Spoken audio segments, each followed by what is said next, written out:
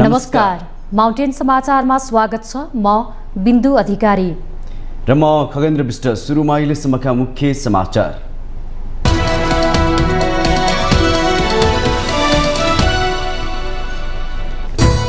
धरानमा सामाजिक सद्भाव खलबली नदिन सर्वदलीय अपील। वार्ताबाट निकास निकाल्न सकिने प्रतिबद्धता।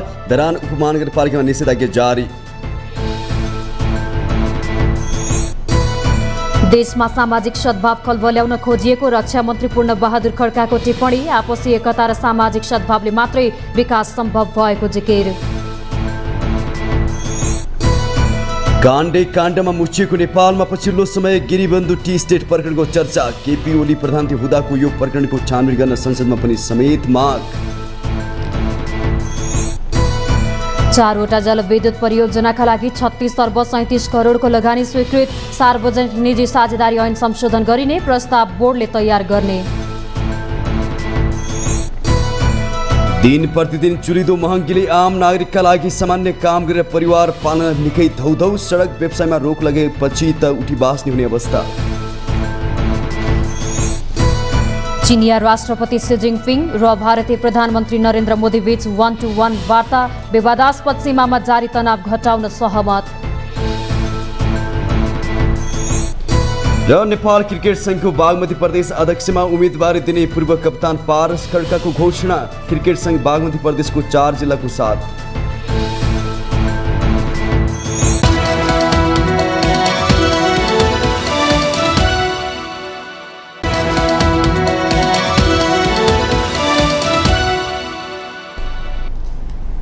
अब समाचार विस्तारमा। पछिल्लो समय धरानमा सामाजिक सद्भाव खलबलाउने खालका गतिविधि भइरहेका छन्। धरान उपमहानगरपालिकामा शुक्रबार राति 12 बजेदेखि शनिबार राति 12 बजेसम्मका लागि निषेधाज्ञा नै जारी भयो। धरानमा गोरु काटी खाएको र मन्दिर अगाडि चर्च बनाएको भन्दै सुरु भएको विरोध हिंसात्मक हुने देखिएपछि निषेधाज्ञा जारी भएको हो। सामाजिक सद्भाव कायम गर्न भन्दै 13वटा राजनीतिक दलले प्रदर्शन नगर्ने र जिल्ला प्रशासन कार्यालयले निषेधाज्ञा जारी गरेको हो। एक रिपोर्ट। यति बेला सम्पूर्ण देशवासीहरूको ध्यान धरानमा आकृष्ट भएको छ। मुलुकमा शान्ति कायमका लागि आपसी सद्भाव पहिलो शर्त हो। अहिले धरानमा पनि धार्मिक र जातीय हिंसा भड्किने त होइन भन्ने आशंका उत्पन्न भएको छ। पछिल्लो केही दिनदेखि त्यहाँ सामाजिक अन्तर्सम्बन्ध खलबलाउने खालका गतिविधि भइरहेको छ। गोरु काटी खाएको र मन्दिर अगाडि चर्च बनाएको विषयको विरोधमा केही हिन्दू समर्थकले शनिबार प्रदर्शन आह्वान नै गरे। प्रदर्शनको प्रतिकार समेत हुने सम्भावना बढ्दै गएको थियो। यता जिल्ला प्रशासन कार्यालय सुनसरीले आदेश पत्र जारी गर्दै धरानमा फैलिएको डेङ्गी संक्रमण नियन्त्रण नआउन्जेल स्वास्थ्य आपतकाल अवस्था क्षेत्र घोषणा गर्न गृह मन्त्रालयमा यसअघि नै सिफारिस गरिसकेको थियो। यसैबीच जिल्ला प्रशासन कार्यालयले सामाजिक सद्भाव कायम गर्न भन्दै निषेधाज्ञा मात्रै जारी गरेन, धरान प्रवेशमै कडाई गर्यो। धरान उपमहानगरपालिकाका मेयर हर्कराज राई साम्पाङले सामाजिक र धार्मिक सद्भाव राख्न सबैसँग अपील गर्दै विरोध, प्रतिशोध र नकारात्मकतालाई त्यागेर शान्त बन्न आग्रह समेत गर्नुभयो। एकातर्फ जिल्ला प्रशासन कार्यालयले निषेधाज्ञा जारी गर्यो भने अर्कोतर्फ धरानमा क्रियाशील 13वटा राजनीतिक दलले साझा विज्ञप्ति निकालेर जाति, समुदायले एकआपसको धर्म, संस्कार, संस्कृति र परम्परालाई सम्मान गर्दै सामाजिक द्वेष तथा आस्थामा ठेस पुर्याउने गतिविधि नगर्न अनुरोध गर्दै शनिबार हुने सबै कार्यक्रम स्थगित गर्न आग्रह गरे। हुन पनि कुनै प्रदर्शन र एक दिनको निषेधाज्ञा धार्मिक साम्प्रदायिक संकटको समाधान हुनै सक्दैन। यसका लागि सबै नेपालीको सद्भाव नै आवश्यक हुन्छ। माउन्टेन टेलिभिजन एचडीका लागि बिन्दु अधिकारी, काठमाडौँ। उपप्रधानमन्त्री एवं रक्षा मन्त्री पूर्ण बहादुर खड्काले देशमा सामाजिक सद्भाव खलबल्याउन खोजेको भन्दै सचेत हुनुपर्ने बताउनु भएको छ। शुक्रबार चाँगुनारायण नगरपालिका 5 नम्बर वडा कार्यालय र छालिङ स्वास्थ्य चौकीको नवनिर्मित भवनहरूको उद्घाटन समारोहलाई सम्बोधन गर्दै उपप्रधानमन्त्री खड्काले सामाजिक सद्भाव खलबल्याएर जनतामा निराश उत्पन्न गर्ने प्रवृत्ति देखा पर्न थालेको बताउनु भएको हो। उहाँले आपसी एकता र सामाजिक सद्भावले नै विकास निर्माणलाई अगाडि बढाउने सन्देश बोकेर देशभर अभियान चलाउनु पर्ने आवश्यकता रहेको बताउनु भयो। विभिन्न जात जाति, भाषा, धर्म र संस्कृतिको पहिचानको रूपमा नेपाली समाज रहेको उल्लेख गर्दै उहाँले सो विविधताको पहिचानलाई झुकाउन सचेत भएर अघि बढ्नुपर्नेमा जोड दिनुभयो। उहाँले आपसी सद्भावको वातावरण बनाउन सङ्घ प्रदेश र स्थानीय तहको सरकार मिलेर नयाँ अभियान चलाउनु पर्ने बताउनुभयो। सदियौँदेखि एकताबद्ध भएर अगाडि बढेको मुलुक नेपालमा विभिन्न बहानामा विभिन्न नाममा सामाजिक सद्भाव खलबल ल्याउने, आम जनतामा निराशा उत्पन्न गर्ने, जनताको बिचमा नागरिक बिचमा विभिन्न बहानामा द्वन्द्वको सृजना गर्ने खालका गलत घटनाहरूलाई प्रशय गराउने बढाउने खालका प्रवृत्तिहरू पनि देख्न थालिएको छ। त्यसप्रति आम हामी नेपाली दाजुभाइ दिदीबहिनीहरू, हामी सबै राजनीतिक दलहरू, सबै तहका सरकारहरू सचेत भएर सचेष्ट भएर आम नागरिकको बिचमा एकताको आवश्यकता, सामाजिक सद्भावको आवश्यकता, त्यसको जगमा मुलुकको विकास निर्माणलाई अगाडि बढाउन सक्छौँ भन्ने खालको सन्देश लिएर आज देशभरि एउटा अभियान चलाउनु पर्ने आवश्यकता छ। उपप्रधानमन्त्री एवं रक्षामन्त्री खड्काले आपसी सद्भावलाई मजबुत बनाउन सबैले आफ्नो ठाउँबाट भूमिका खेल्नुपर्ने बताउनुभयो।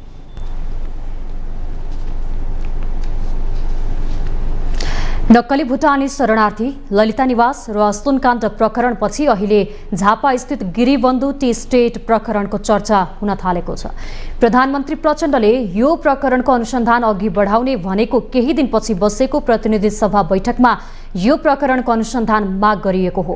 लगत्तै प्रतिपक्षी दल एमाले यो प्रकरणमा आफ्नो बचाउ गर्न थालेपछि गिरिबन्धु टी स्टेट प्रकरण आम चासो बनेको छ। एक रिपोर्ट। राजा महेन्द्रले लागू गरेको भूमि सुधार अन्तर्गत भूमि सम्बन्धी ऐन 2021 मा तराईमा 28 बिघाभन्दा बढी जमिन राख्न पाइँदैन। सोही ऐनमा कृषि, उद्योग, सहकारी खेती, शिक्षण संस्था तथा स्वास्थ्य संस्थाका हकमा भने हदबन्दी छुटको व्यवस्था गरियो। ऐनमा भएको हदबन्दी छुटको छिद्र समातेर गिरिबन्धुहरूले ऐन लागू हुनु अघि नै गिरिबन्धु टी स्टेट दर्ता गराउन सफल भए र जग्गा जोगियो। तर जुन प्रयोजनका लागि हदबन्दी छुट दिएको हो, प्रयोजन फरक परे जग्गा जफत हुने ऐनमा व्यवस्था छ। अनि जग्गा सट्टापट्टा गर्न नपाइने भनियो। 2068 सालमा केपी शर्मा ओली प्रधानमन्त्री हुँदा गिरिबन्धुले जग्गा सट्टापट्टा गरेर बेचबिखन गर्न पाउने गरी भूमि सम्बन्धी ऐन 2021 को ऐनको दफा 12 संशोधन गरियो। यही संशोधनको उद्देश्य र त्यसमा ठूलै आर्थिक चलखेल भएको आशंका गरिएको छ। केपी ओली प्रधानमन्त्री हुँदा तत्कालीन भूमि सुधार मन्त्री पद्मा अर्यालको प्रस्तावमा गिरिबन्धुको उक्त जग्गा बेचबिखन गर्न मन्त्री परिषदले स्वीकृति दिएको थियो। अहिले एमाले अध्यक्ष ओली त्यसको बचाउमा लाग्नु भएको छ। अनियमितता के गर्नु, यो त कहाँबाट अनियमितता आउँछ? गिरिबन्धु भनेको म हो। गिरिबन्धुले चिया स्टेट लगाएका छन्, उनीहरूले चिया बनाएका छन्।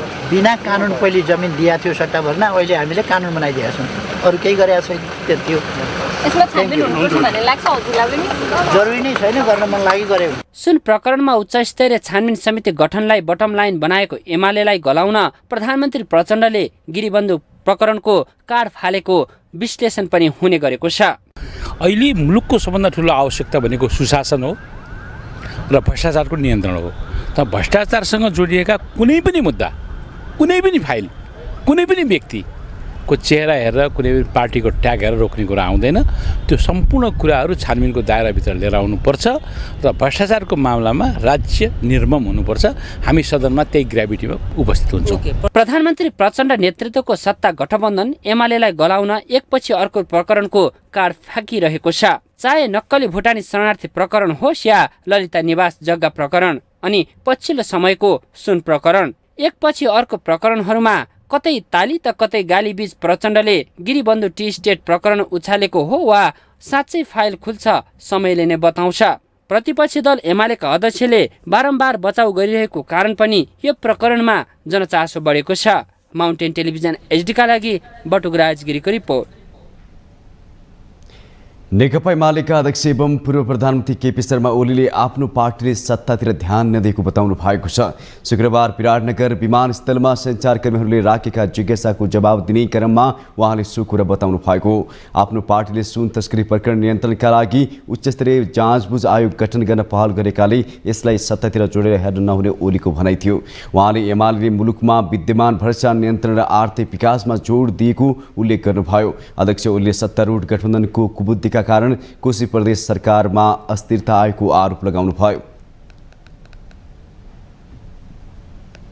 यदि तपाईँले यस कुरालाई सरकारसँग जोडेको हो भने हाम्रो सरकारतिर अहिले ध्यान छैन, हामी भनिरहेका छौँ। सरकारतिर ध्यान होइन, हाम्रो राजनीतिक स्थिरता, स्थायित्व, सुशासन, भ्रष्टाचार नियन्त्रण, तस्करीजन्य कुराहरू भ्रष्टाचारकै अंग हो, यी कुराहरू नियन्त्रण र आर्थिक विकास, यस दिशामा हाम्रो ध्यान छ। यी प्रश्नहरूमा साम्प्रदायिक विद्वेष खडा गर्ने, द्वन्द्व बचाउने त्यस प्रकारका प्रयास भएका छन् जसले नेपालमा अस्थिरताको परिस्थिति निर्माण होस्, त्यस्तो खालको प्रयासहरू भइरहेको छ। अध्यक्ष ओलीले सत्तारूढ़ गठबन्धनको अलोकतान्त्रिक असंवैधानिक क्रियाकलापका कारण कोशी प्रदेश सरकार आफै सङ्कटमा परिरहेको जिकिर गर्नुभयो। राष्ट्रिय स्वतन्त्र पार्टीले क्षमताले भ्याउने सबै विषयगत समितिको सभापतिमा उम्मेदवारी दिने भएको छ। रासपाको संसदीय दलको बैठकले समिति सभापतिमा उम्मेदवारी दिन उम्मेदवार सहित प्रस्तावक र समर्थक गरी 3 जना अनिवार्य चाहिने भएकाले क्षमताले भ्याउने समितिहरू सबैमा उम्मेदवारी दिने निर्णय गरेको हो। शुक्रबार सिंहदरबारमा बसेको पार्टीको संसदीय दलको बैठकपछि प्रमुख सचेतक सन्तोष परियारले 11 गते हुने संसदीय समितिको सभापतिका लागि क्षमताले पुग्ने समितिमा नेतृत्वका लागि उम्मेदवारी दिने र क्षमता नपुग्ने समितिका लागि आन्तरिक छलफल गर्ने बताउनुभयो। आज 5 बजेबाट हामीले हाम्रो पार्टीको संसदीय दलको बैठक राख्यौँ र बैठक भर्खरै सकेको छ। आजको हाम्रो बैठकका विषयहरूमा पर्सि 11 गते हुने संसदका विषयगत समितिहरूको सभापतिको निर्वाचन, त्यस पछाडि हामीले यो अधिवेशनमा यो संसदमा प्रस्ताव गरेका सङ्कल्प र सार्वजनिक महत्त्वका विषयहरू र आगामी संसदमा राष्ट्रिय स्वतन्त्र पार्टीले खेल्नुपर्ने भूमिका भन्ने 3टा विषय राखेका थियौँ। पहिलो बुदामा हामीले पहिलो विषय यो सभापतिको निर्वाचनमा हामीले के निर्णय गर्यौँ भने राष्ट्रिय स्वतन्त्र पार्टीले जहाँ आफ्नो क्षमताले भ्याउँछ त्यहाँ हामीले उम्मेदवारी दिने र अन्य समितिहरूमा हामी एक खालको आन्तरिक छलफल, आन्तरिक गृह कार्यमा जुट्ने भनेर भनेका छौँ। बैठकले लम्पी स्किन सम्बन्धी सार्वजनिक महत्त्वको विषय भदौ 17 पछि बस्ने संसदको बैठकमा छलफल गर्ने, निर्वाचन क्षेत्र विकास कार्यक्रममा विनियोजन विधेयकमा सरकारले छुट्याएको बजेटबारे सर्वोच्च अदालतको आदेशको स्वागत गर्ने लगायतका निर्णय गरेको छ।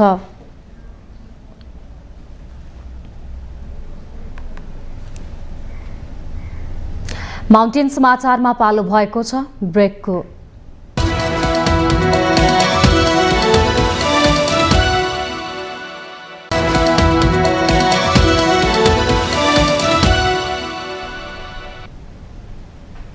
ब्रेकपछि स्वागत छ। अब बाँकी समाचार।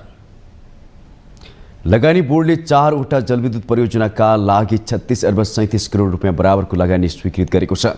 प्रधानमन्त्री एवं लगानी बोर्डका अध्यक्ष पुष्पकमल दाहाल प्रचण्डको अध्यक्षतामा शुक्रबार बसेको लगानी बोर्डको बैठकले रोलवालिङ खोला, छुजुङ खोला, दानी खोला र सानी भेरी 4वटा जलविद्युत परियोजनाका लागि कुल 36 अर्ब 37 करोड रुपियाँ बराबरको लगानी स्वीकृत गर्ने निर्णय गरेको हो। बैठकले तमोर जलाशय युक्त जलविद्युत परियोजना कार्यान्वयन अघि बढाउने सम्बन्धमा हालसम्मको विकासक्रमको समीक्षा गर्दै परियोजनाको भावी कार्यदिशा सम्बन्धी सुझाव पेश गर्न उच्चस्तरीय समिति गठन गर्ने निर्णय गरेको छ। दाङको राजपुर गाउँपालिकामा 245 मेगावाट 20 मेगावाट ब्याट्री क्षमताको सौर्य ऊर्जा परियोजनाको अध्ययनका लागि डोल्पा हिमालयन इनर्जीलाई अध्ययन अनुमति पत्र दिँदै बोर्डको बैठकले सार्वजनिक निजी साझेदारी ऐन संशोधनका लागि प्रस्ताव तयार पार्न लगानी बोर्ड कार्यालयलाई अनुमति दिएको छ। चाहिँ विषयवस्तुमा अध्ययन विश्लेषण गर्न चाहिँ यो राष्ट्रिय योजनाको मान्य उपाध्यक्षको संयोजकत्वमा चाहिँ एउटा उच्च स्तरीय समिति गठन गरेको छ र त्यससँग सम्बन्धित चाहिँ टर्म्स अफ रिफरेन्सहरू पनि बोर्डले एन्डोर्स गरेको छ। केही प्रस्तावहरू नियमित प्रकृतिका अनुमोदन सम्बन्धी रहे भने बैठकले निजगढ अन्तर्राष्ट्रिय विमानस्थल परियोजनाको खाका तयार पार्न गठित समितिको म्याद थप गरेर green calcium ammonium nitrates fertilizer factory स्थापना गर्न अध्ययनका लागि मलेसियाको कम्पनीसँग गरिने समझदारीको मस्यौदा पनि स्वीकृत गरेको छ। नेपाल समाजवादी पार्टीका अध्यक्ष डाक्टर बाबुराम भट्टराईले कक्षा 12 सम्मको शिक्षा निशुल्क गर्नुपर्नेमा जोड दिनुभएको छ। शुक्रबार काठमाडौँमा आयोजित एक कार्यक्रममा उहाँले सङ्घीय शिक्षा ऐनबाट कक्षा 12सम्मको निःशुल्क शिक्षा कसैको दबावमा हटाएको भन्ने सूचना पाएको भन्दै कुनै पनि बहानामा त्यसो हुन नहुने बताउनुभयो। पूर्व प्रधानमन्त्री भट्टराईले प्रत्येक नागरिकले वैज्ञानिक शिक्षा, आधुनिक शिक्षा पाउनुपर्ने र त्यसको दायित्व राज्यले लिनुपर्ने उल्लेख गर्नुभयो। मान्छेको मन, मान्छेको बुद्धि विवेक, यसबाट नै संसारको विकास हुन्छ, मान्छेको विकास हुन्छ, समाजको विकास हुन्छ। त्यसैले हुँदा प्रत्येक मान्छेले जसरी खाना लाउन उसको चाहिँ एउटा मौलिक अधिकार हुन्छ, नैसर्गिक अधिकार हुन्छ, त्यसले शिक्षा प्राप्त गर्न पनि उसको नैसर्गिक अधिकार हुन्छ। यो अहिलेको युगको मान्यता हो। लोकतान्त्रिक युगको, आधुनिक युगको जे नाम दिनुहोस् तपाईँले, समाजवादी युगको, लोकतान्त्रिक युगको जेसुकै भन्नुहोस्। त्यसैले तेस्रो कुरामा भन्छु, अब प्रत्येक मान्छेले वैज्ञानिक शिक्षा, आधुनिक शिक्षा सबैले पाउनुपर्छ। कार्यक्रममा जनमत पार्टीका अध्यक्ष डाक्टर चन्द्रकान्त राउतले संसदमा गहन अध्ययन र बहस बिनै विधेयकहरू पारित गर्ने गरिएको भन्दै आपत्ति जनाउनुभयो। छोटो समयमै संसदप्रति वितृष्णा जागेको भन्दै उहाँले संसद ऐन कानुन निर्माण गर्ने थलो नभई बिना छलफल र अध्ययन बहुमतको आडमा ऐनहरू पारित गर्ने गरिएको गुनासो गर्नुभयो।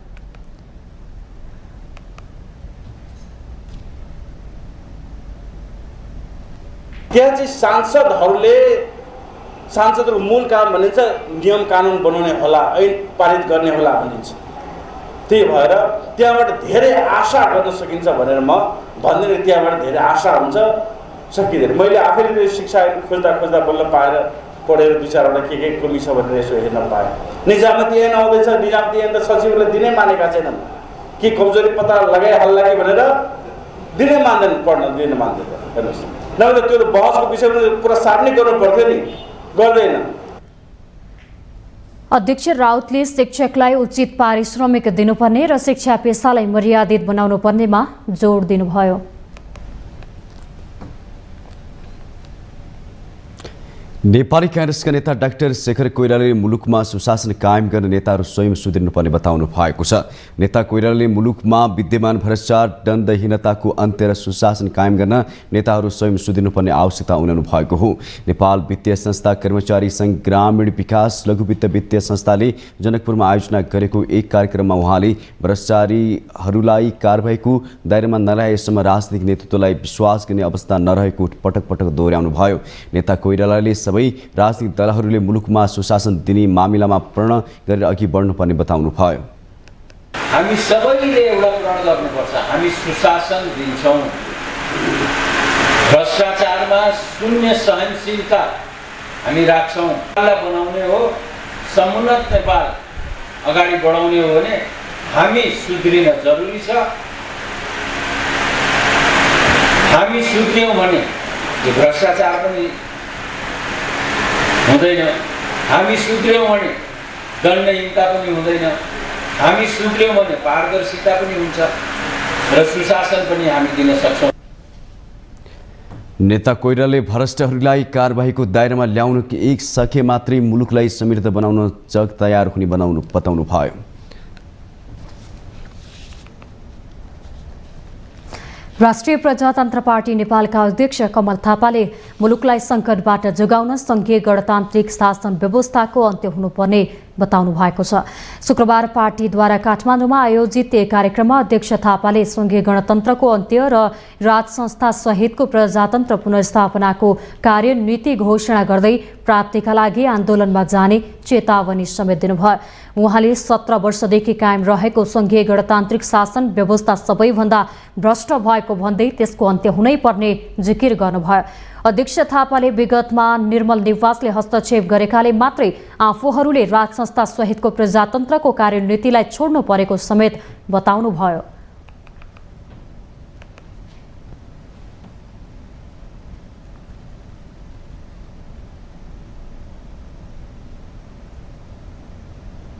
केही समयको निमित्त हामीले राज संस्था पुनर्स्थापनालाई पार्टीको कार्यनीतिक एजेन्डा बनाएन।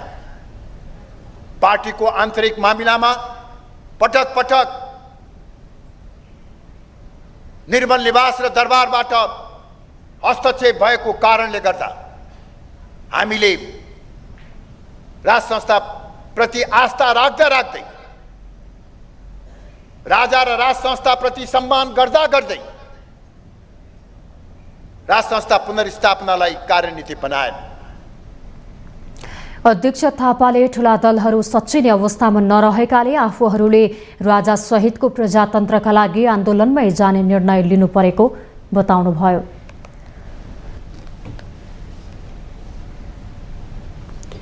दिन प्रतिदिन महँगी चुलिदो छ। आम नागरिकका लागि सामान्य काम गरेर परिवार पाल्न निकै धौधौ छ। अझ भन्ने हो भने देशको राजधानी काठमाडौँमा सीमित कम खर्चमा बाँच्न नै हम्मे हुन्छ। शहरका गरिबसँग सडक व्यवसायको विकल्प छैन, तर महानगरले सडक व्यवसाय गर्न दिँदैन, सामान नै जफत गर्ने गरेको छ।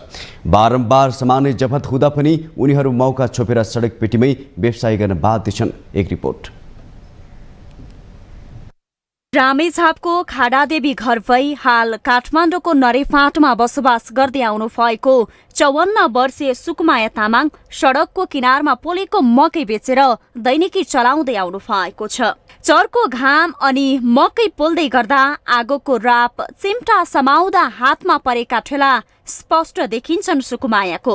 1 वर्ष अघि मात्र श्रीमान गुमाउनु भएको सुकुमायाले केही वर्ष अघिसम्म हातले बुन्ने काम गरे पनि ढल्किँदै गएको उमेरले आँखा कमजोर भएपछि त्यो पनि छाड्न बाध्य हुनुभयो। श्रीमान नभएपछि कमाए पनि आफै, नकमाए पनि सबै आफ्नो थाप्लोमा छ।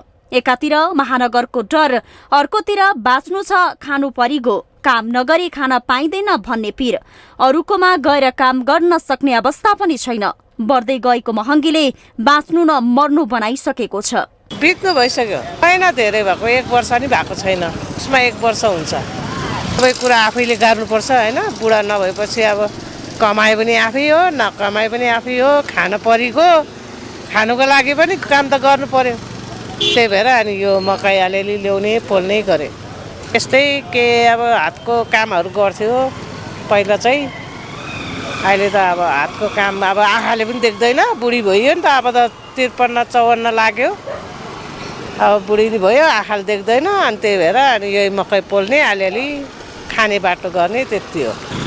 अब सकेसम्म काम गर्ने हो, नसक्यो भने अब जे होला होला। आफूले त अब अहिलेसम्म गरिरहेछ हैन। अब यो काम पनि गर्नु सकेन भने, अब गर्नै दिएन भने त के लाग्यो र। अर्को काम गर्नु जानु सक्दैन, मागेर खाऊँ भने हात खुट्टा चलेको जान्छ त, काम गर्नु सक्दैन भन्ला हैन। मागेर पनि दिँदैन, माग्नु जानु पनि दिँदैन नि त हामीलाई त। अहिले त कुनैले अब दया मायाले बुढाबुढी मान्छे 1 कप चिया खाओस् भनेर खानु दिदी भन्ला, खानु आमा चिया 1 कप भन्ला। अब भात दिँदैन उसले, चिया 1 कप त देला ल। अनि त्यस्तो अनि के भन्ने त्यस्तै हो। सुकुमायाको जस्तै समस्या र बाध्यता नरेफाँटमै बस्दै आउनु भएकी सुमित्राको पनि छ। 4 जनाको परिवार अनि श्रीमान बेरोजगार भएपछि घर परिवारको जिम्मा सुमित्राकै टाउकोमा छ। 2 बालबच्चा सानै छन्। प्रचण्ड गर्मी होस् वा झरी, बाटोमा मकै पोलेर ग्राहक कुरेर बस्नुको विकल्प छैन सुमित्रासँग। नियमित मकै बेच्ने ठाउँ अगाडिको पारको सरसफाई सुमित्राले नै गर्नुपर्छ। पालिम टिमले गाडा लगिहाल्यो नि आएर अस्ति नगरपालिकाले।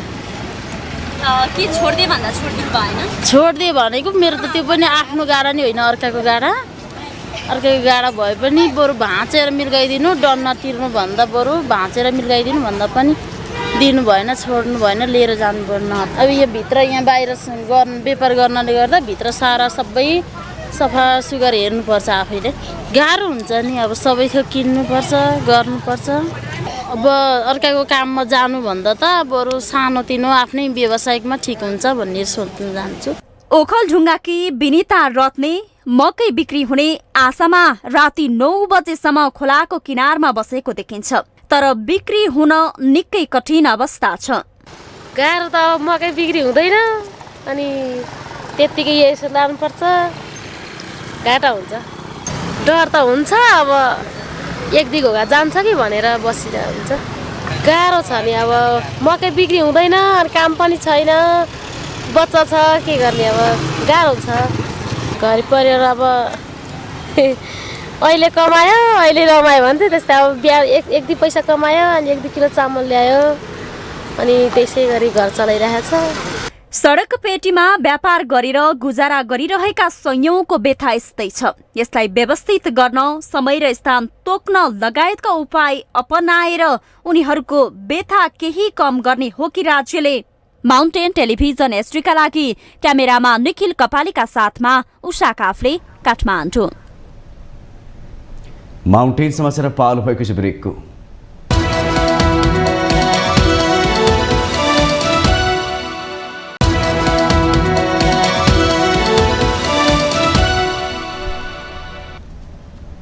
ब्रेकपछि स्वागत छ। अब बाँकी समाचार।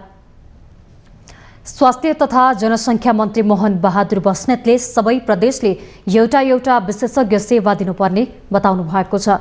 मन्त्रालयमा आयोजित तिलगङ्गा आँखा अस्पताल र कर्णाली स्वास्थ्य विज्ञान प्रतिष्ठान बीच आँखाको उपचारको सम्बन्धमा आपसी सहयोग आदान प्रदानका विषयमा सहमति गर्ने कार्यक्रममा उहाँले यस्तो बताउनु भएको हो। सरकारले मध्य प्रदेशको वीरगञ्जलाई मृगौला प्रत्यारोपण केन्द्रको रूपमा विकसित गर्न खोजेको मन्त्री बस्नेतले बताउनु भयो। त्यसै गरी जनकपुरमा मुटु रोगको र कर्णाली प्रदेशमा आँखाको विशेषज्ञ सेवा दिने गरी कामहरू अगाडि बढेको भन्दै त्यसैका लागि दुई अस्पताल बीच सहमति आदान प्रदान भएको उल्लेख गर्नुभयो। उहाँले यसै अनुरूप अन्य प्रदेशहरूमा पनि खास रोगको विशेषज्ञ सेवा दिने गरी अगाडि बढ्नुपर्नेमा जोड दिनुभयो। मन्त्री बस्नेतले आँखा सम्बन्धी समस्याको उपचार संघीय राजधानी, प्रदेश राजधानी र केही विकसित सहरहरूमा बाहेक अन्त कमजोर देखिएको भन्दै सो अवस्थालाई सुधार गर्नुपर्नेमा जोड दिनुभयो। र केही विकसित सहरहरूमा बाहेक कमजोर देखिएको छ, यसलाई हामीले चाहिँ अत्यन्तै प्रभावकारी ढङ्गबाट सेवालाई अगाडि बढाउनु पर्नेछ। शुक्रबार भएको सहमति अनुरूप कर्णाली स्वास्थ्य विज्ञान प्रतिष्ठानलाई फोकल पोइन्ट बनाएर तिलगङ्गा आँखा अस्पतालले कर्णाली प्रदेशका दुर्गम गाउँ बस्तीहरूमा गएर आँखा सम्बन्धी स्वास्थ्य दिने भएको हो।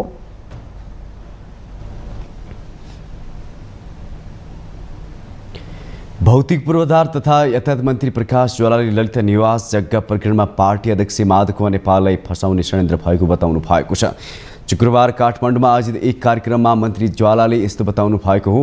उहाँले माधव नेपालले भ्रष्टाचार गर्यो भनेर संसारमा कसैले पनि नपत्याउने दावी गर्नुभयो। समकालीन नेताहरूमध्ये सबैभन्दा स्वच्छ छविको नेता नेपाल नै रहेको समेत उहाँको भनाइ छ।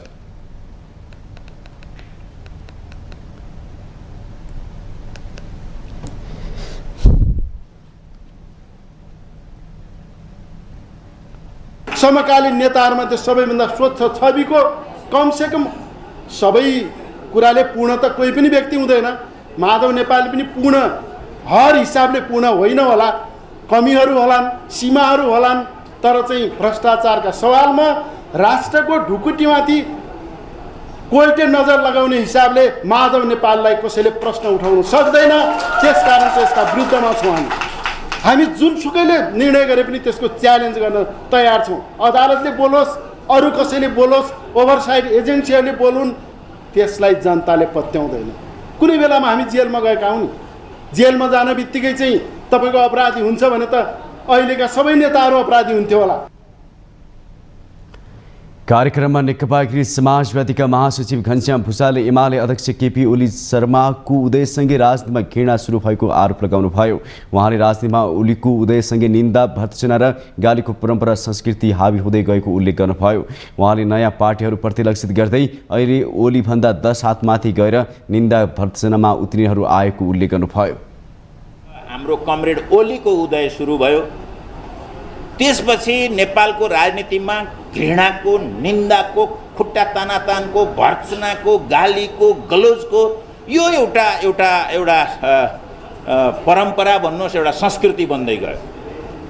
र अहिले त ओलीजी भन्दा 10 हात अगाडि गएर निन्दा भर्त्सनामा अरू नै आइसके। त्यो निन्दा भर्त्सनाको बुढो प्रतिनिधिको ठाउँमा नयाँ प्रतिनिधिहरू आए, जवान प्रतिनिधिहरू आए भन्छु मैले चाहिँ। यो बेलामा यस्तो मूल्यको कुरा गर्ने कुरा यो सजिलो कुरा होइन। महासचिव भुसालले गठबन्धनमा काङ्ग्रेससँगै दुवैको सिद्धान्त भविष्य अलग भएको स्पष्ट गर्नुभयो।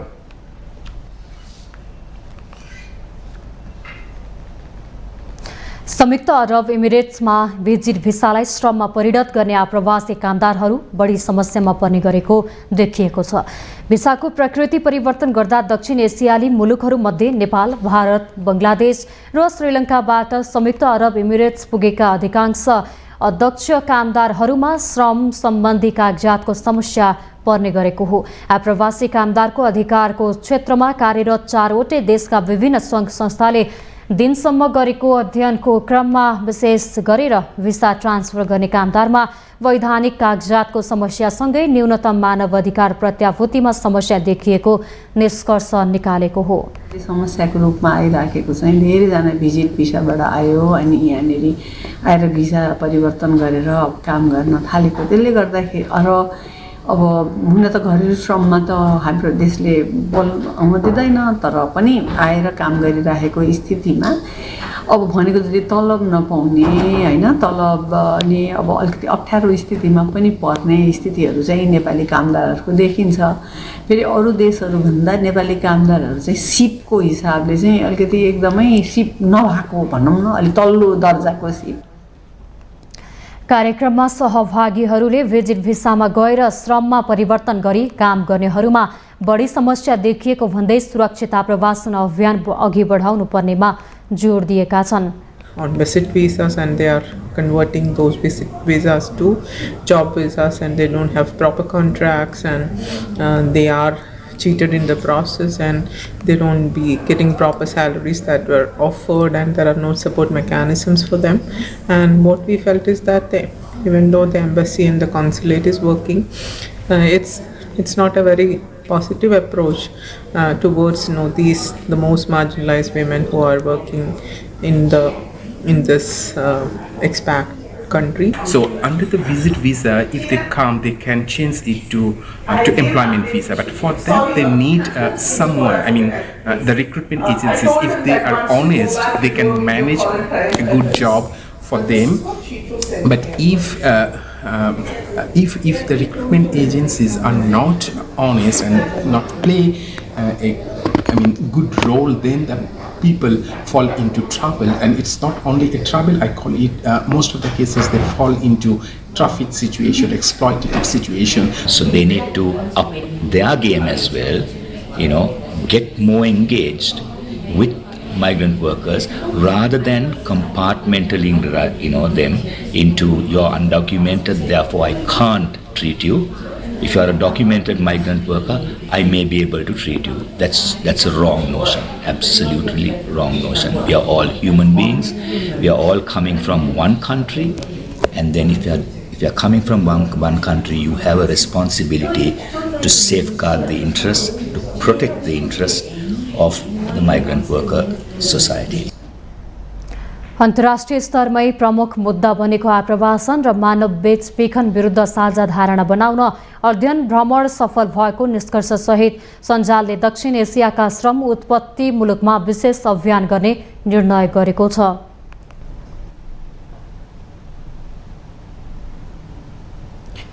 डडेलधुरामा गौरा पर्वको चालफल अझै सकिएको छैन।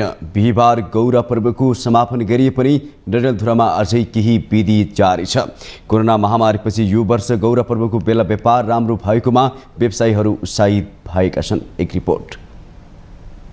विशेष गरी महिलाहरूको जीवनशैलीसँग गाँसिएको गौरा पर्वमा भगवान शिवलाई र शक्ति स्वरूपा जगत जननी माता पार्वतीलाई गौराको रूपमा पूजन गरी भाद्र शुक्ल पञ्चमीदेखि एक हप्तासम्म भव्य रूपले मनाउने गरिन्छ। यति बेला सुदूरपश्चिमका महिलाहरू गौरा पूजन सामग्री किनमेल गर्न व्यस्त देखिन्छन्। दुधधागा यो सामान पूजाको होइन, सुना कपडा होइन, अब गोराको सामान सुना चप्पल जुत्ता भन्ने कुरा त्यो किन्न बजार आउनु भयो। गोराको सामान किन्न आउनु भयो। गोरा सामान किन्न आयो हो। गोरामा भोलिदेखि गोरा छ। खासमा त आजदेखि हो। आज त बिहान पूजा गरेर खाना खाएँ। अब भोलिदेखि भोलि पर्सि 2 दिन चाहिएको मैले हुन्छ। के सामान किन्न आउनु भयो? अब गोरामा चढाउने पोते, अरू फलफुल, वस्त्रहरू, अनि घुम्टे त्यस्तो। वैदिक कालमा हैहय वंशीय सुरवीरहरूको अत्याचारबाट भृगुवंशीका ब्राह्मणीहरूको अस्तित्व सुरक्षार्थ देवी उमागौरीको आराधना गर्दा संकट पार लागेको भन्ने जनश्रुति अनुसार यो पर्वमा महिलाहरूले शुद्ध खानपान, चोखो र नयाँ लुगा लगाउने गर्दछन्। पञ्चमीका दिन विधिवत रूपमा प्रसादको रूपमा राखिएको 5 दलहन अन्नको बिरुडा धुने, सप्तमीका दिन 5 पवित्र घाँसको गौरालाई गौरा माताको प्रतीकको रूपमा उपवासका साथ नियमित पूजा गरी धुमधामका साथ मनाउने भएकोले बजारमा किनमेल गर्न महिलाहरूको घुइँचो लागेको छ। कोरोना कहरपछि यो वर्ष बजारमा गौरा पर्वको बेला किनमेल गर्नेको भीड़ बढेकाले व्यापार राम्रो भएको डडेलधुराका व्यवसायीहरू बताउँछन्। यो व्यापार व्यवसायको बारेमा हजुरको कोरोनाको महामारीको कारणले गत साल धेरै कम थियो व्यापार। यो साल पनि व्यापारको व्यवसाय हुने चहल पहल त थियो, तर नहुने कुरो होइन। मान्छे त आएकै थिए, त्यसरी व्यापार व्यवसाय चाहिँ बढेकै छ, राम्रै छ। गाउँतिरका त सबै आएकै छन्, सबै आएर यो विगतका वर्षभन्दा राम्रो छ व्यापार, विगतको भन्दा धेरै राम्रो छ। पहिलेको विगतको सालभन्दा चाहिँ अहिले व्यापार चाहिँ त्यस्तै छ, अलिअलि सुधार भएको छ होइन, त्यति राम्रो चाहिँ छैन। अब होला भन्ने आशा चाहिँ छ। चहलपहल बढेछ, चहलपहल चाहिँ अलिअलि बढेको छ दाइ, त्यस्तो छैन, धेरै भिडभाड चाहिँ छैन होइन। कोरोनाभन्दा पहिलेको जस्तो चाहिँ छैन, सुधार भएको छ, अलिअलि सुधार भएको छ। सुदूरपश्चिमवासीको महत्वपूर्ण यो चाडमा फाग, अठवाली, पुरुषहरूको चैत धुमारीका साथै देउडा खेलेर उत्सव मनाइन्छ। यहाँ सुदूरपश्चिमाञ्चलको महान यी चाडपर्व गौरा पर्व।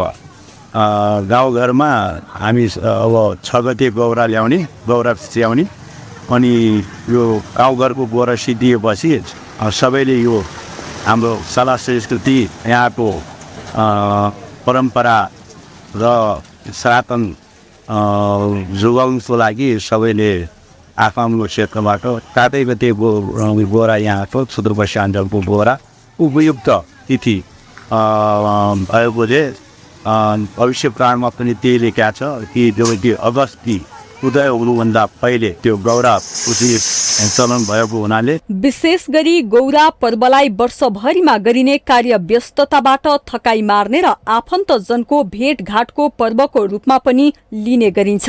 माउन्टेन टेलिभिजन एचडीका लागि डडेलधुरा सहकर्मी विमल जैरूको रिपोर्ट। शनिबार बागमती नदी महोत्सव जलजात्रा हुने भएको छ। नेपाल नदी संरक्षण संस्था, Nepal association of rafting agencies नारा र फ्रेन्ड्स क्लब कोपन्डोलले शुक्रबार काठमाडौँमा पत्रकार सम्मेलन गरी बागमती नदी महोत्सव जलजात्रा हुने जानकारी गराएका हुन्। बागमती नदीको अवस्था र त्यसको व्यवस्थापनबारे जानकारी दिने उद्देश्यसहित जलजात्राको 23औं संस्करणको रूपमा मनाउन लागि बताइएको छ।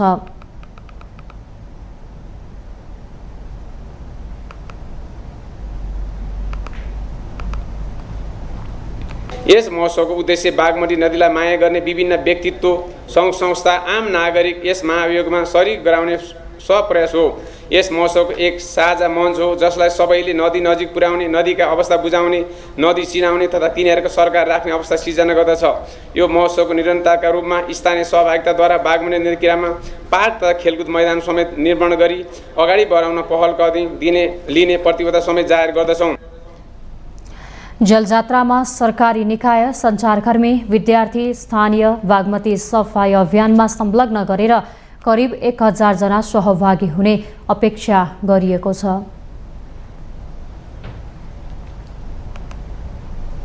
हामीसँग आर्थिक, अन्तर्राष्ट्रिय र खेल समाचार बाँकी नै छन्। माउन्टेन समाचारमा पालो भएको छ ब्रेकको।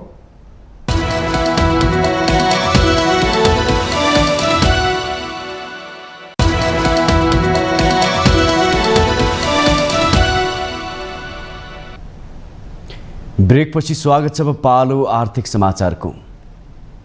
आर्थिक समाचारको साथमा जगदम्बा सुपर साइन तथा ग्याल्बा प्लस, जीवनभरको भरोसा। रिद्धि सिद्धि सिमेन्ट, रोबोटिक ल्याबमा बनेको स्मार्ट सिमेन्ट।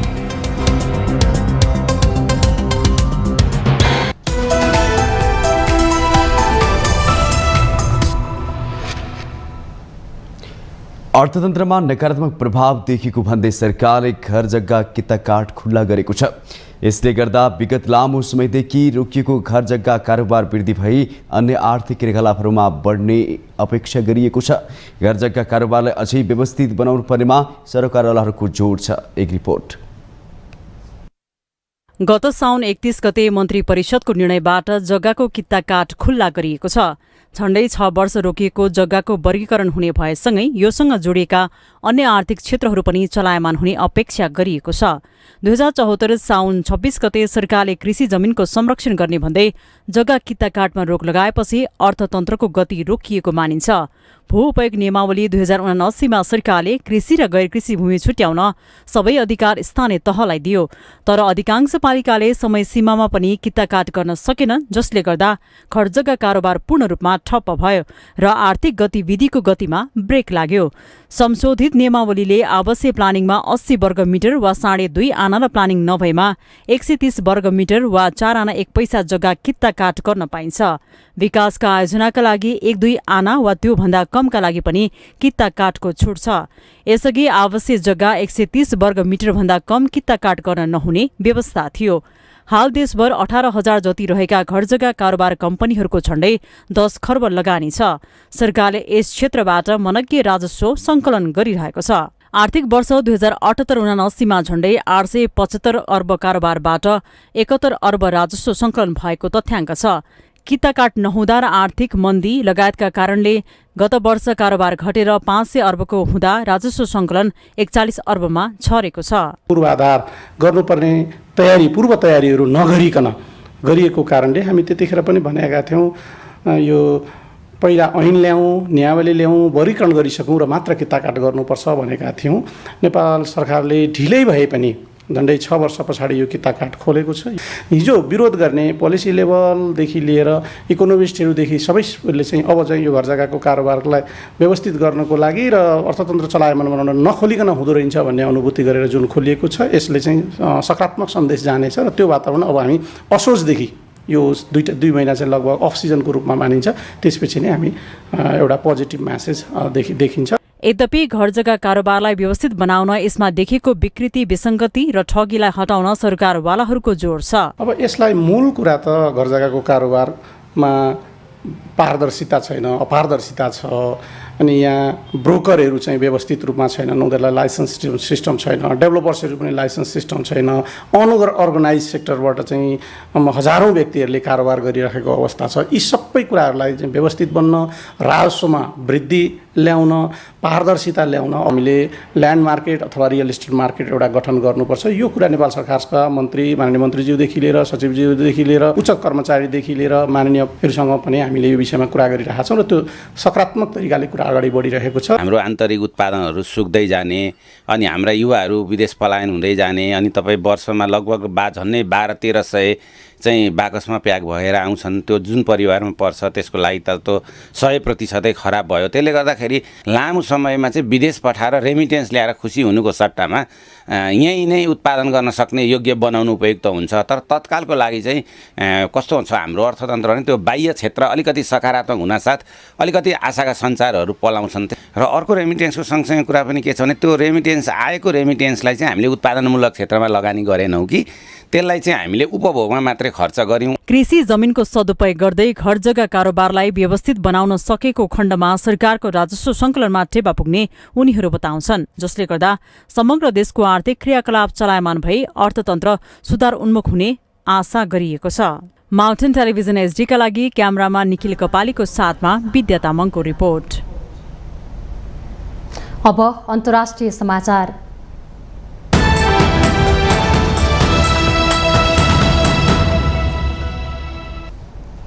चीनका राष्ट्रपति सी जिनपिङ र भारतीय प्रधानमन्त्री नरेन्द्र मोदी दुई देश बीचको विवादास्पद सीमामा जारी तनाव घटाउने सहमति भएको छ। विकासशील राष्ट्रहरूको समूह ब्रिक्स शिखर सम्मेलनमा भाग लिन दक्षिण अफ्रिका गएका दुई नेताबीच शुक्रबार एक्लै भएको भेटमा सीमा विवाद घटाउने सहमति भएको अन्तर्राष्ट्रिय सञ्चार माध्यमहरूले जनाएका छन्। भारतीय प्रधानमन्त्रीको अनुरोधमा चीनिया राष्ट्रपति सीले भेटवार्ता गरेको चीनिया पक्षले पुष्टि गरेको छ। सीमामा उत्पन्न तनावका कारण 3 वर्षदेखि चिसिएको द्विपक्षीय सम्बन्ध सुधारका लागि दुवै नेता सहमत भएको बताइएको छ।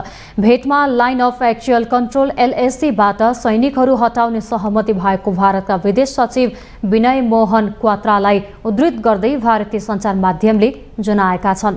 चिनिया विदेश मन्त्रालयले जारी गरेको विज्ञप्तिमा सीमा बारेमा विस्तृतमा छलफल भएको र यो छलफलले समस्या समाधानमा स्पष्ट भूमिका खेल्ने विश्वास गरेको उल्लेख छ।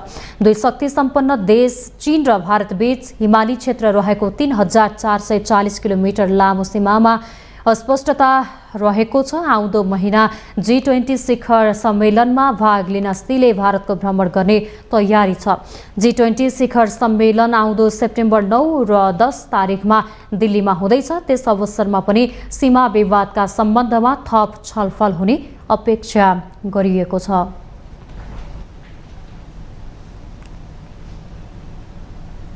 अब पालो खेल समाचारको।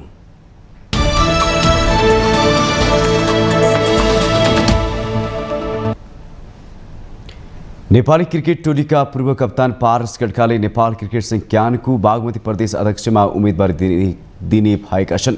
शुक्रबार काठमाडौँमा पत्रकार सम्मेलन गर्दै पारसले बागमती प्रदेशको अध्यक्षतामा उम्मेदवारी दिने औपचारिक घोषणा गरेका हुन्। प्रादेशिक क्रिकेट संघ बागमती प्रदेशको आगामी कार्यकालका लागि भागभण्डा गर्दै 4 जिल्लाले संयुक्त प्यानल घोषणा गरेका छन्। सबै प्रदेशसँग एक तरिकाको होमवर्क क्रिया कार्य हामीले गरेका छौँ और त्यसमा रेस्पोन्स पोजिटिभै छ। तर पर्सनली मैले चुनाव एउटा जिल्लादेखि नै अहिले बागमती प्रदेश अन्तर्गत भोगेको भएर चाहिँ आश्वासन सबैले दिन्छन् हैन, तर लिमिटेड ठाउँ छ। होमवर्क हामीले गरिरहेछौँ। होमवर्क गरिराख्दाखेरि अलिकति उतार चढाव भएको छ, तर पोजिटिभ रेस्पोन्स आएको छ। होपफुली त्यो पोजिटिभ रेस्पोन्स जसरी आज भनौँ न व्यक्तिगत रूपमा मलाई 4 जिल्लाको सहयोग जसरी पाएको छु, भोलि मैले रिप्रेजेन्ट गर्ने भनेको मेरो प्रदेशको म भोलि जब केन्द्रको प्रतिनिधि भएर यदि अगाडि जान्छु भने म पारस खड्का भएर अगाडि बढेर म बागमती प्रदेशको अध्यक्ष भएर अगाडि बढेँ। बागमती प्रदेशको अध्यक्ष भएर अगाडि बढ्दाखेरि मलाई अरू प्रदेशको अध्यक्ष लगायत टिमले पनि सपोर्ट गर्नुहुन्छ भने भोलि पारस खड्का नेपाल क्रिकेट संघमा कुनै ठाउँमा जाँदैन कि बागमती प्रदेशको प्रतिनिधि चाहिँ त्यो ठाउँमा पुग्नेछ। काठमाडौँ, भक्तपुर, ललितपुर र मकवानपुरले संयुक्त पत्रकार सम्मेलन गर्दै प्यानल घोषणा गरेका हुन्। बाँकी 2 जिल्ला चितवन र नुवाकोट भने उपस्थित भएनन्। प्रदेश संघको उपाध्यक्षमा मकवानपुर, सचिवमा ललितपुर र कोषाध्यक्षमा भक्तपुर जिल्लाका प्रतिनिधिलाई उठाउने सहमति बनेको बताइएको छ। पारस काठमाडौँ जिल्लाबाट प्रदेशका प्रतिनिधि हुन्। बागमती प्रादेशिक क्रिकेट संघको निर्वाचन भदौ 15 गते हुनेछ। बागमती प्रदेश क्रिकेट संघको वर्तमान कार्य समितिमा रहेका 13 सदस्यमध्ये 7 सदस्यले यही प्यानललाई साथ दिने दावी गरेको छ। यो दावी अनुसार भएमा पारसको नेतृत्वले 4 जिल्लाबाट 16 र प्रदेशबाट 7 गरी मत कुल 23 मत पाउनेछन्। यो आँकडा पारस नेतृत्वलाई विजयी हुन पर्याप्त हुनेछ। क्यानको केन्द्रीय चुनाव आउँदो असोज पहिलो हप्ता हुँदैछ। नेपाल 4 देश सम्मिलित महिला T20 आई सिरिजमा घरेलु टोली मलेसियासँग पराजित भए पनि फाइनलमा पुगेको छ। नेपाल हारका बावजुद नेट रन रेटमा शीर्ष स्थानमा रहँदै फाइनलमा पुग्दा मलेसिया जितका बावजुद बाहिरिएको हो। मलेसियाको वायुमासमा शुक्रबार भएको खेलमा नेपाल घरेलु टोलीसँग 5 विकेटले हारेको हो। जितका लागि 85 रनको मध्यम विजयी लक्ष्य मलेसियाले 16.2 ओभरमा 4 विकेट गुमाउँदै पूरा गर्यो। मलेसियाको जितमा ऐना हामिजाहा हसिमले अभिजित 37 र महिराहा इजाते इस्माइलले 21 रन बनाए। तेस्रो विकेटका लागि हासिम र 43 रनको साझेदारी गर्दै जितका आधार तय गरेका हुन्। नेपालका पूजा महतो, रुबिना छेत्री र सीता राणा मगरले 1-1 विकेट लिए। टस हारेर पहिला ब्याटिङको निम्तो पाएको नेपालले निर्धारित 18 ओभरमा 7 विकेट गुमाउँदै 83 रन बनायो। वर्षाका कारण खेल प्रभावित हुँदा 2-2 ओभर खेल घटाइएपछि डकवर्थ लेविस पद्धतिको आधारमा मलेसियाले 85 रनको विजय लक्ष्य पाएको हो। नेपालका लागि कप्तान रुबिना छेत्रीले 23, इन्दु वर्माले 20 र काजल श्रेष्ठले 18 रन बनाए। मलेसियाका ऐना हामिजाहा हासिम, नूर दानैया सामाद र महिराहा इजाते इस्माइलले 2 विकेट लिए। नेपाल 3 खेलमा 2 मा जित र 1 मा हार सहित 4 अङ्कका साथ शीर्ष स्थानमा रह्यो। हङकङ 3 खेलमा 2 मा जित र 1 मा हार सहित 4 अङ्कका साथ दोस्रो स्थानमा रहँदै फाइनलमा स्थान बनायो। शनिबार हुनेछ। नेपालले आइसिसी महिला T20 विश्वकप एसिया क्षेत्र छनौट अघि अभ्यास खेल खेलेको हो। एसिया क्षेत्र छनौट अगस्त 31 देखि 9 सेप्टेम्बरमा मलेसियामा खेल्नेछ। नेपालको समूहमा UAE, कतार, मलेसिया, भुटान र बहराइन रहेका छन्। समूह बीमा चीन, हङकङ, कुवेत, म्यानमार र थाइल्यान्ड छन्। युवा तथा खेलकुद मन्त्री डिग बहादुर लिम्बुले खेलकुद हरेक देशसँग सम्बन्ध सुधार गर्ने र देशको पहिचान उच्च बनाउने उत्तम माध्यम भएको बताउनु भएको छ। नेपाल प्रहरीको राष्ट्रिय प्रहरी प्रशिक्षण प्रतिष्ठान महाराजगञ्ज र भारतीय राजदूतावासको स्वामी विवेकानन्द सांस्कृतिक केन्द्रद्वारा खेलकुद दिवसको अवसरमा आयोजित आउँ खेल खेलौँ कार्यक्रममा मन्त्री लिम्बुले खेलकुदको महत्त्वबारे धारणा राख्नु भएको हो। महाराजगञ्ज स्थित प्रहरी एकाडेमी मैदानमा एक दिने प्रतियोगिताको उद्घाटन गर्दै मन्त्री लिम्बुले खेलकुदको माध्यमबाट युवालाई अगाडि बढाउन सक्ने भएकोले बालबालिकालाई त्यसतर्फ प्रोत्साहित गर्नुपर्ने बताउनु भयो। जीवन अत्यन्त महत्त्वपूर्ण छ भन्ने कुरा स्थापित भइसकेको अवस्था छ। त्यसकारण विद्यार्थी भाइ बहिनीहरू जुन विद्यालयबाट तपाईँहरू आउनुभएको छ, तपाईँहरू सबैले यसलाई चाहिँ गम्भीरतापूर्वक लिनुहुनेछ। तपाईँहरू भोलि यो देशको कर्णधार, यो देश निर्माण गर्नको निमित्त तपाईँहरूको काँधमा जिम्मेदारी आउने नै छ। त्यसैले चाहिँ धैर्यतापूर्वक तपाईँहरू अगाडि बढ्नुहोस्, खेलको माध्यमबाट आफ्नो क्षमता प्रदर्शन गर्नुहोस्, खेलको माध्यमबाट अगाडि बढ्नुहोस् भन्ने म शुभकामना व्यक्त गर्न चाहन्छु। र यो खेलले संसारभरि चिनाउन सकिन्छ र नेपालको विकासको निमित्त पनि, नेपाललाई चिनाउनको निमित्त पनि खेलको अत्यन्त ठुलो महत्त्व रहेको कुरा चाहिँ अहिले स्थापित भएको अवस्था छ। खेलकुद दिवसमा नेपाल र भारत दुवै देशका परम्परागत खेल खो-खो, कबड्डी, पानढुङ्गे, रुमाल लुकाएर टग अफ वार अर्थात् तान डोरी खेलाइएको थियो। नेपाल तथा भारतमा खेलिने मौलिक एवं परम्परागत खेलकुदको जगेर्ना गर्दै नयाँ पुस्तालाई यी खेलबारे अभ्यस्त गराउन पहिलोपटक यस्तो कार्यक्रम आयोजना गरिएको हो। माउन्टेन समाचार पालो भएको छ ब्रेकको।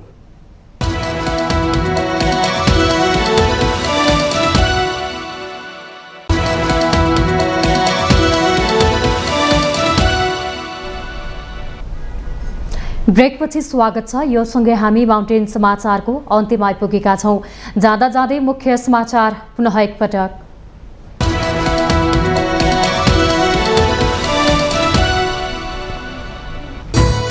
धरानमा सामाजिक सद्भाव खलबलिन नदिन सर्वदलीय अपिल, वार्ताबाट निकास निकाल्न सकिने प्रतिबद्धता। धरान उपमहानगरपालिकामा निषेधाज्ञा जारी। देशमा सामाजिक सद्भाव खलबल्याउन खोजेको रक्षामन्त्री पूर्णबहादुर खड्काको टिप्पणी, आपसी एकता र सामाजिक सद्भावले मात्रै विकास सम्भव भएको जिकिर।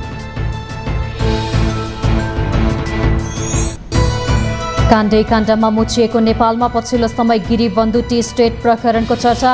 केपी ओली प्रधानमन्त्री हुँदाको यो प्रकरणको छानबिन गर्न संसदमा समेत माग। 4वटा जलविद्युत परियोजनाका लागि 36 अर्ब 37 करोडको लगानी स्वीकृत। सार्वजनिक निजी साझेदारी ऐन संशोधन गरिने प्रस्ताव बोर्डले तयार गर्ने। दिन प्रतिदिन चुलिदो महँगीले आम नागरिकका लागि सामान्य काम गरेर परिवार पार्न निकै धौधौ। सडक व्यवसायमा रोक लागेपछि त उठी बाँच्ने हुने अवस्था। चिनिया राष्ट्रपति सी जिनपिङ र भारतीय प्रधानमन्त्री नरेन्द्र मोदीबीच 1-to-1 वार्ता। विवादास्पद सीमामा जारी तनाव घटाउन सहमत। र नेपाल क्रिकेट सङ्घको बागमती प्रदेश अध्यक्षमा उम्मेदवारी दिने पूर्व कप्तान पारस खड्काको घोषणा। क्रिकेट सङ्घ बागमती प्रदेशको 4 जिल्लाको साथ।